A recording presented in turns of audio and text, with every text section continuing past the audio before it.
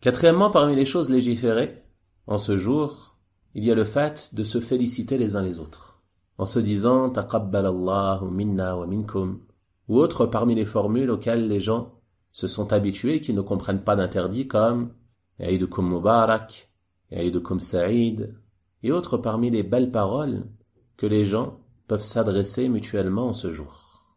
Et il n'y a aucune interdiction à s'adresser ces paroles dès l'annonce du Eid, c'est-à-dire dès la veille au soir. Car on se félicite pourquoi? On se félicite pour l'arrivée du Eid et la fin du mois de Ramadan. On demande à Allah subhanahu wa ta'ala d'accepter nos œuvres. Donc il n'y a pas de gêne en cela. Et je précise cela car chaque année, il y a certaines personnes qui, se basant sur un avis parmi les avis des gens de science, adoptent un mauvais comportement avec leurs frères et sœurs qui les félicitent la veille du Eid. Il voit son frère ou sa sœur qui le félicite, qui lui dit « Taqabbalallahu minna wa minkum » à la fin du mois de Ramadan. Il fait preuve de dureté, comme si cette personne venait de faire une innovation ou un péché. Si toi tu considères que ces félicitations ne doivent avoir lieu qu'après la prière, il n'y a pas de gêne. Toi, adresse-les après la prière. Mais si quelqu'un te les adresse, fais preuve de bon comportement. Réponds par une belle parole.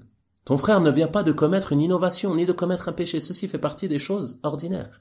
Et nos savants s'adressent ces félicitations dès que l'Eid est annoncé, après le coucher du soleil la veille de l'Eid.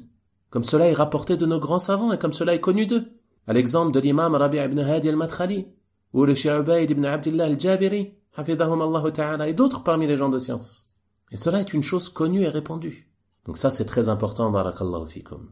Car il y a certaines personnes, en raison parfois de l'ignorance ou du manque de compréhension, qui prennent une parole parmi les paroles de gens de science et qui donnent à cette parole le statut d'un verset coranique ou d'un hadith prophétique. Et ceci est une erreur.